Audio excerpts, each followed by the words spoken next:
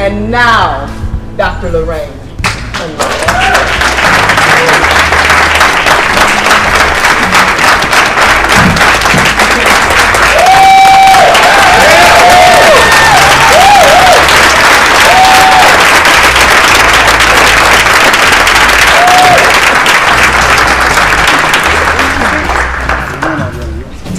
I've written these remarks about 4 times.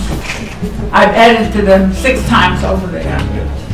So I'm going to speak from my heart and from the experience that brings me to this podium. I can't stand here without saying thank you to Dr. Gaines, just my right hand, wonderful. To Nate Higgins. Doesn't matter that he doesn't know about machines. He's a good person. Miss Kim McCrae and Miss Judith Matunga, the office would not run without him.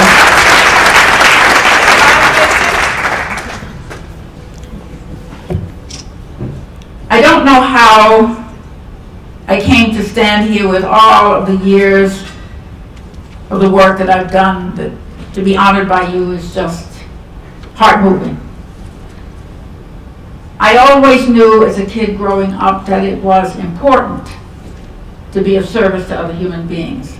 I learned that in a wonderful church not too far from here, the Church of the Master on 122nd and Morningside Avenue. And so I figured out in my little 10-year-old brain that I wanted to be a medical doctor. I figured it out because I read about Dr. Schweitzer in Africa, and I said, I want to go there. And that's what I want to do. And went to Hunter College declaring that I was a pre-med major. And I was very good at cutting up my fetal pig. I was very good in all those biological things, and then they started doing things with numbers. And I said, what's this got to do with going to medical school? And categorically failed anything that had numbers after algebra. It's a funny thing about my life. I'm really not in control of it. It is God who is in control of this life. Because a counselor was sent to me and said, you know something, you should be an English teacher. I said, teacher, you gotta be crazy to be a teacher. You see these children, they kill people. I don't want to be no teacher. But I shifted majors. I was good in English and kind of got through. And went back to the same junior high school that I had graduated from 4 years or 5 years before that. And just welcomed by the faculty. Oh, Lorraine has come back to us. And there I was, about 118 pounds. I didn't see this, the thing, all of us in here know, I didn't know why you would get a teaching position on January 26th. God must be smiling on me. I got a job already. Didn't even go to graduation because I had a job. And walked into the room, and one girl said to me, we done had 7 teachers before you, and we gonna have another teacher when you go. I was startled because I'd just been at that school, just graduated 5 years before, and something happened. And what had happened was leadership. I mean, I didn't kind of get the whole purview of that. But I did know that those girls needed to know how to be ladies. I did know that they knew how to know how to read literature and interpret it and how to write. And so every day I would come in and say, sit down and get focused on work at the board. And they say, but I persevered because I was poor. I persevered because my family thought I was succeeding. You know, I'd come home and mother would say, how was school? I said, school was wonderful, I had a good time. And I'd go in the room and, you know, just break down and then come back out, because here I am, the oldest grandkid, the first one to finish college and have a career. So all the other cousins hated me, but then, you know, they saw the example. And every day I went in and said, sit down and get ready for the work at the board.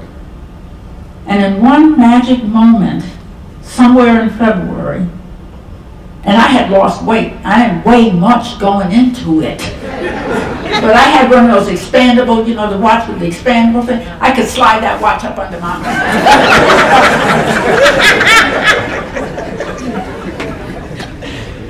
But all the heads bent over and started to work. Because the children were waiting for somebody that they couldn't chase away. The children were waiting for somebody who says, I will not allow you to kill yourself. And so there I was, teaching English, teaching Shakespeare, teaching grammar. And then never looked back. I mean, after a while, I thought I was something. In fact, don't record this, okay? You're not cursing. Somebody said to me, you think you watch shit, don't you?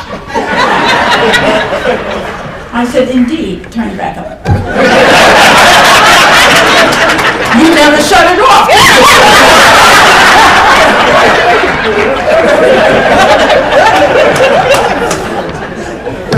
You ain't getting paid, you know that now.